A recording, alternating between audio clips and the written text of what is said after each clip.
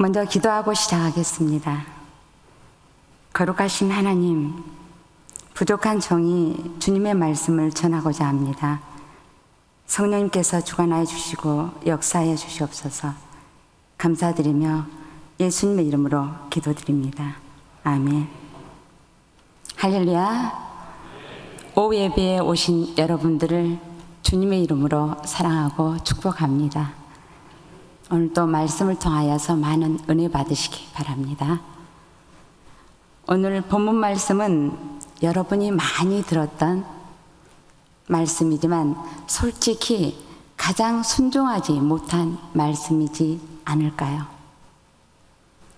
어떻게 항상 기뻐할 수 있을까요? 어떻게 쉬지 말고 기도할 수 있을까요? 어떻게 범사에 감사할 수 있을까요?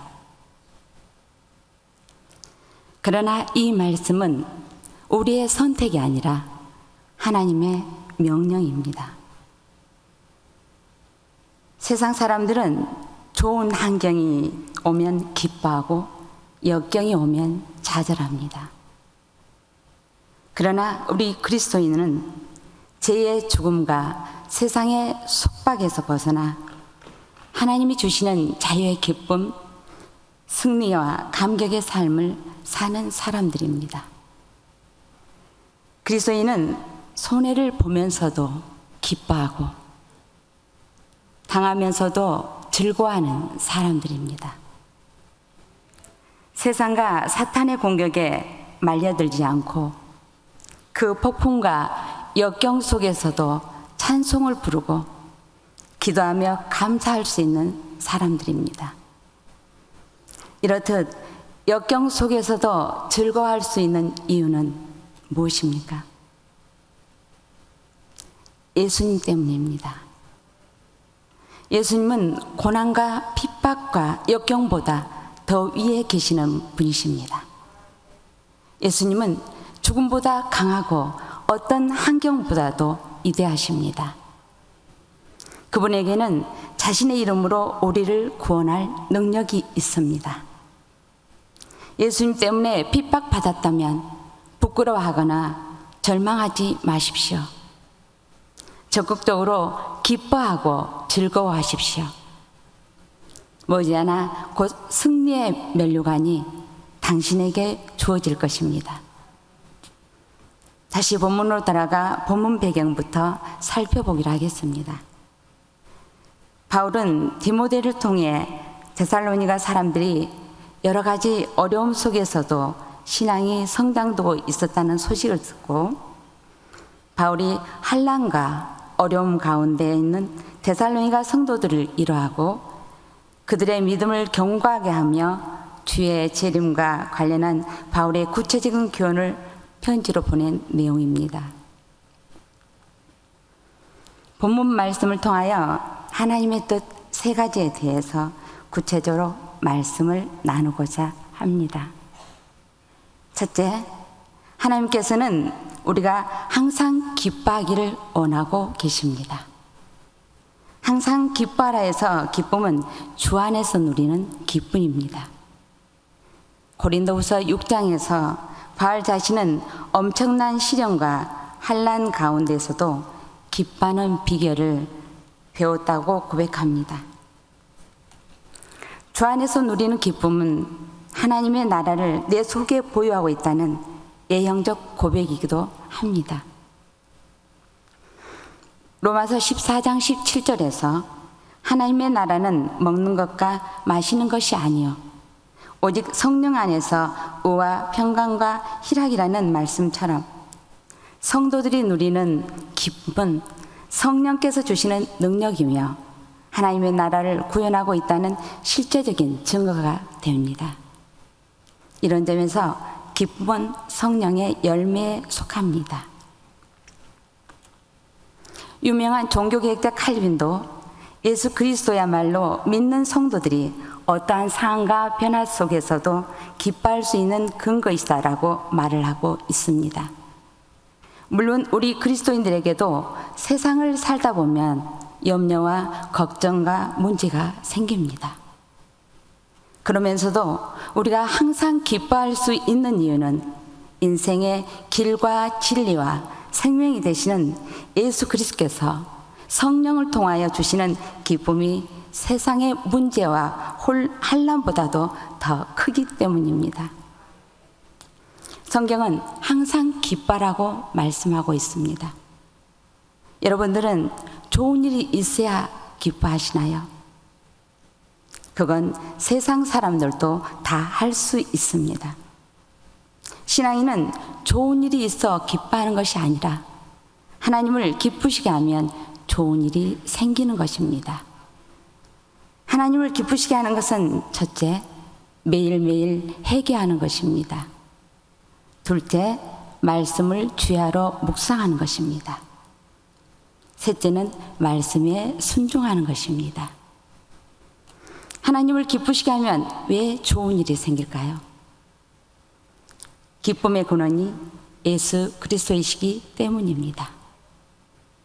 그리고 우리는 죄로 말미암아 지옥에 갈 수밖에 없었는데 예수님을 믿어 구원받고 천국에 갈 수 있게 되었으니 이 일을 생각하면 언제 어디서나 항상 기뻐할 수 있습니다.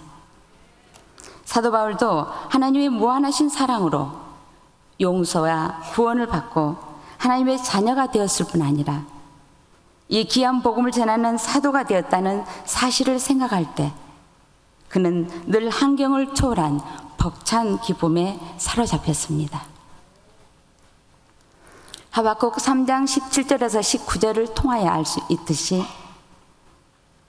우리에게 아무것도 없어도 여호와로 인해 즐거워하며 구원의 하나님으로 인해 기뻐하리라 찬양하고 있습니다. 여러분, 우리를 그토록 사랑하시는 예수님을 위하여 수고하는 것, 헌신하고 희생하는 것이 우리에게는 얼마나 큰 기쁜 일인지 모릅니다. 여러분들의 헌신을 주님께서 반드시 보상해 주실 것입니다.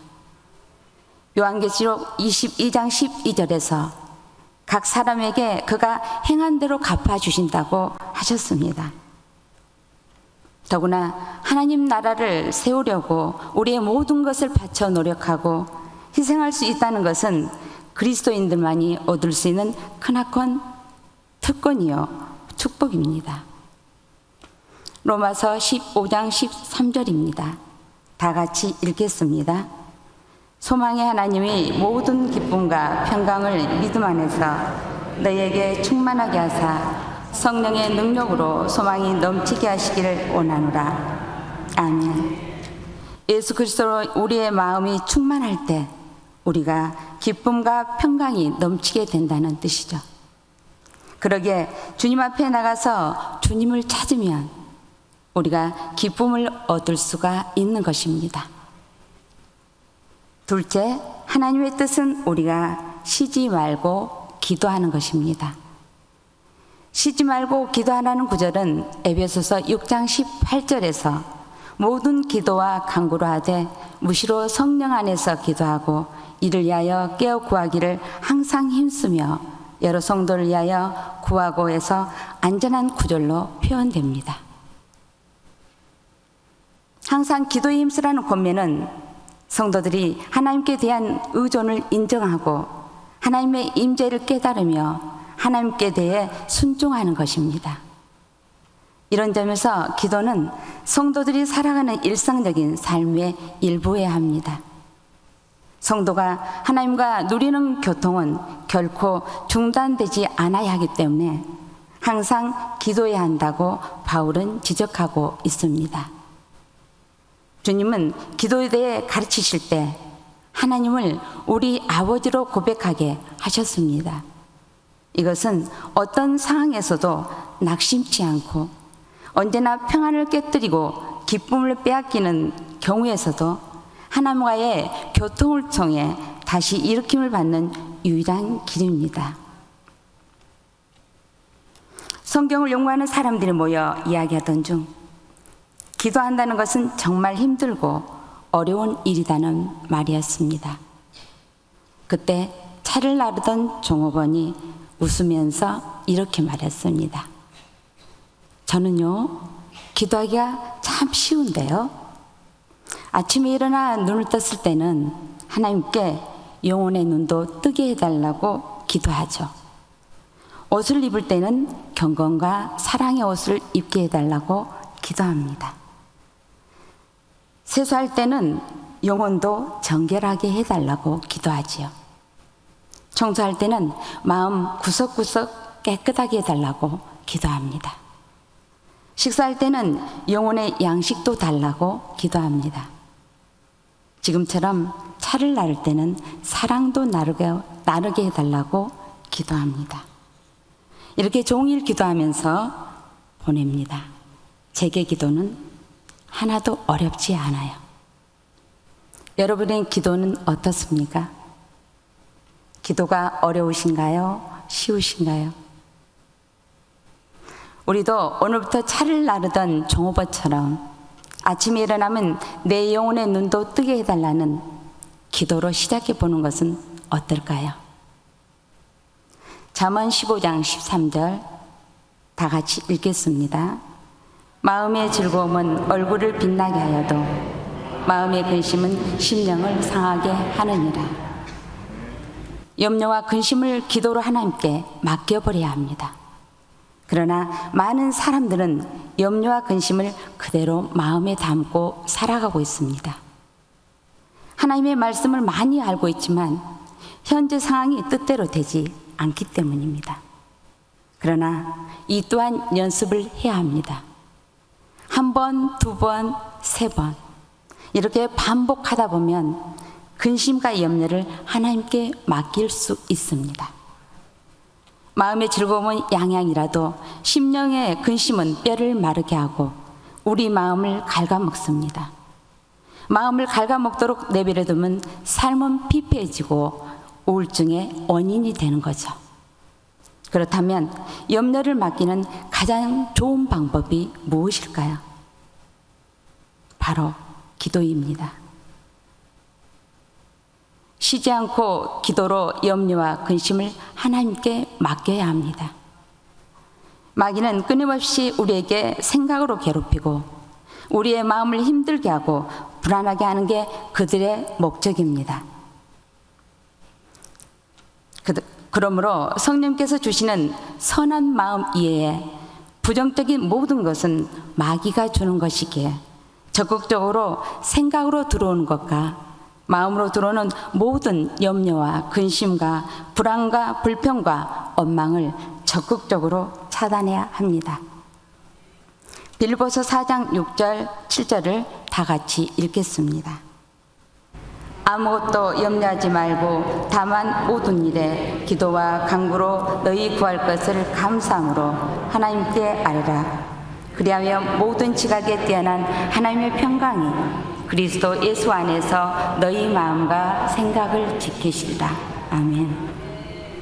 하나님을 신뢰할 때 모든 근심은 감사의 제목이 되고 하나님께서 하신다는 확신 아래 놓이게 됩니다.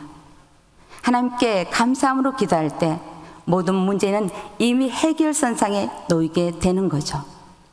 기도의 결과는 하나님의 평강입니다. 하나님의 평강이 그리스도 안에서 마음과 생각을 지키는 것이야말로 가장 귀한 응답이라는 것입니다. 예수 그리스도를 믿고 의지하며 기도하는 자에게는 하나님께서 그의 마음과 생각을 지키십니다. 참된 평강을 가져오는 분은 예수 그리스도이시기 때문에 평강은 예수 안에서만 향유할 수 있으며 오직 은혜의 의에서만 나타납니다. 그러므로 우리는 아무리 바쁘다 할지라도 때로는 기도하기가 싫고 기도가 매우 힘이 든다 할지라도 하나님께서는 우리가 기도에 더욱 매달리기를 원하고 계십니다. 다니엘은 바벨론과 메대와 바사의 국무총리였습니다. 바쁘기로 말하면 당시 그보다 더 바쁜 사람은 없었을 겁니다. 그러나 그는 아무리 바빠도 하루 3번 시간을 정해놓고 기도를 합니다. 그가 그렇게 기도에 매달린 이유는 인간의 지혜와 지식을 가지고는 도저히 자신의 임무를 감당할 수 없었던 것을 너무나도 절실히 깨달았기 때문일 것입니다. 그렇게 쉬지 않냐는 기도가 있었기에 그는 하나님의 도움을 받아 사자굴 속에서도 살아날 수 있었고, 말세의 비밀에 대한 계시도 우리에게 전해줄 수 있었습니다. 여러분, 기도는 하나님을 바라보고 하나님을 의지하고 하나님을 닮아가는 그러한 마음의 자세입니다. 기도는 하나님을 전능자로 인정하는 행위요, 기도는 하나님을 우리 마음속에, 생활 속에 모셔드리고 하는 태도입니다. 그러므로 하나님은 기도하는 자를 기뻐하시고 기도하는 자를 위해 일을 하시고 기도하는 자에게 자신의 뜻을 보여주시기를 원하십니다. 그러기에 이러한 사실을 아신 예수님도 온 밤을 기도로 보내셨고, 사도 바울도 자신은 밤낮 기도를 했다고 고백을 하고 있습니다. 골로새서 4장 2절입니다. 기도에 항상 힘쓰고 기도에 감사함으로 깨어 있으라. 베드로전서 4장 7절입니다. 만물의 마지막이 가까웠으니 그러므로 너희는 정신을 차리고 근신하여 기도하라. 주님은 말세를 만난 우리에게 쉬지 말고 기도하라고 말씀하십니다. 쉬지 않고 기도하는 것이 항상 하나님과 함께 동행하는 것입니다. 이렇게 우리는 기도를 생활화해야 합니다. 평안할 때도, 환난과 핍박을 받을 때도, 건강할 때도, 병들었을 때도 늘 기도에 힘써야 합니다. 프랭크 로바크라는 선교사님의 소원은 강력한 기도의 용사가 되는 것이었습니다. 정말 뜨거운 기도의 용사가 되고 싶어서 어떻게 해야 되는지 하나님께 물었습니다. 어느 날 하나님의 음성이 들렸습니다. 너의 지우는 누구냐? 너 자신이냐? 하나님이냐? 그는 대답합니다. 하나님이십니다. 그렇다면 나에게 질문해라. 너 자신에게 묻지 말고. 그는 내가 언제 나에게 질문했지? 라고 생각해 보니 너무나도 자동적으로 이루어졌기 때문에 깨닫지 못하고 있었다는 것을 알게 되었습니다. 자기가 하루에도 여러 번 자신에게 질문한다는 것을 깨닫게 됩니다. 뭘 먹어야 하지? 어디를 가지? 계속 자기에게 질문한다는 것을 깨닫게 되고 그는 결심을 합니다. 그 이후에 그는 영적인 생활이 완전히 하나님께 질문하는 방법으로 바뀌었습니다. 뭘 먹을까요, 주님? 어느 옷을 입을까요, 주님? 주님, 졸린데 잠을 자야겠어요. 단잠을 주십시오. 라고 바뀝니다. 여러분, 여러분의 주인은 누굽니까? 다윗도 늘 하나님께 묻듯이 우리도 늘 하나님께 묻는 습관을 가져야 되겠습니다. 베드로전서 5장 8절입니다. 근신하라, 깨어라. 너희 대적마귀가 우는 사자같이 두루다니며 삼킬 자를 찾나니. 마귀가 항상 틈을 노리고 있기 때문에 하나님께서는 우리가 범죄하지 않기에 쉬지 않고 기도하기를 원하십니다. 우리는 죄성을 가진 인간이기에 기도를 조금만 쉬어도 생각으로, 마음으로 죄가 나옵니다. 그러므로 하나님 앞에 설 때까지 우리가 범죄하지 않기에 쉬지 않고 기도해야 합니다. 셋째, 하나님의 뜻은 범사에 감사라입니다. 범사에 감사라는 권면은 빌립보서 4장 6절에서 아무것도 염려하지 말고 오직 모든 일에 기도와 간구로 너희 구할 것을 감사함으로 하나님께 아뢰라 해서 말씀하고 있는 것처럼 쉬지 말고 기도하라는 말과 긴밀한 관련이 있습니다. 감사는 예수 그리스도를 통해 세상을 구속하신 하나님의 무한한 사랑에 대한 표현입니다. 특별히 감사는 성례전과 연결됩니다. 은혜의 방도로 주어진 성찬식은 성도들이 하나님께 드리는 감사의 극치입니다. 이런 점에서 성도들의 감사는 그들이 하나님께 속해 있는 백성임을 나타내는 중요한 증거 중 하나입니다. 특히 데살로니가 교인들과 같이 고통스러운 상황에 있다는 것은 감사의 조건을 무력하게 만들 수 있습니다. 그러나 우리가 알거니와 하나님을 사랑하는 자, 곧 그 뜻대로 부르심을 입는 자들에게 모든 것이 합력하여 선을 이룬다는 말씀처럼 모든 것을 협력하여 선을 이루시는 하나님에 대한 믿음 때문에 감사할 이유를 찾게 됩니다. 감사는 조건이 아니라 믿음이 문제인 것입니다.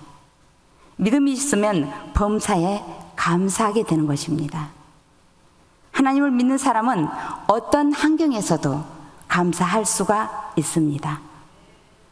본문에 나오는 범사에는 헬라어 엔판티로 모든 상황을 뜻합니다. 다시 말해 그리스도 교인은 모든 상황에서 감사해야 한다는 것입니다. 이 믿음은 시련 가운데서도 하나님께서 자기를 버리지 않는다는 확신과 비록 연약하여 죄를 근절하지는 못했지만 그리스도의 대속 은혜로 얻은 구원이 흔들리지 않는다는 믿음과 사방으로 에워싸움을 당하는 것 같은 두려운 상황에서도 하나님께서 보호하고 계신다는 믿음을 가리킵니다.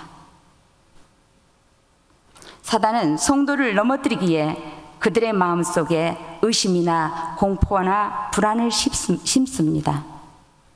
특히 고난 가운데 있는 자들에게 하나님의 선하심에 대한 의심을 주입하고 습관적인 죄를 짓는 자들에게는 구원의 확신에 대한 의심을 일으키며 마음이 약한 자들에게는 흑암의 세력에 대한 공포심을 조장하여 그들로 하여금 하나님에 대한 신앙의 길에서 멀어지게 합니다. 사무엘하 16장에서 다윗이 압살롬의 반역에 의해서 도망치게 되었습니다. 다윗이 도망칠 때 시므이가 다윗을 저주합니다. 다윗은 시므이에게 저주를 받을 때 어떻게 대처합니까? 사무엘하 16장 11절에서 12절입니다. 다 같이 읽겠습니다. 또 다윗이 아비새와 모든 신하들에게 이르되 내 몸에서 난 아들도 내 생명을 헤아려 하거든 하물며 이 베냐민 사람이라 여호와께서 그에게 명령하신 것이니 그가 저주하게 버려두라. 혹시 여호와께서 나의 원통함을 감찰하시니 오늘 그 저주 때문에 여호와께서 손으로 내게 갚아주시리라. 아멘. 다윗은 이 모든 것을 하나님이 하신 거라고 인정을 합니다. 이 정도 돼야 상처를 받지 않고 사탄이 접근하지를 못합니다. 모든 것이 여호와께서 한 것이라고 인정하는 것입니다. 마가복음 7장 26절 27절에서 스로보닉의 여인도 예수님의 말씀에 인정을 했습니다. 그러자 어떻게 됐습니까?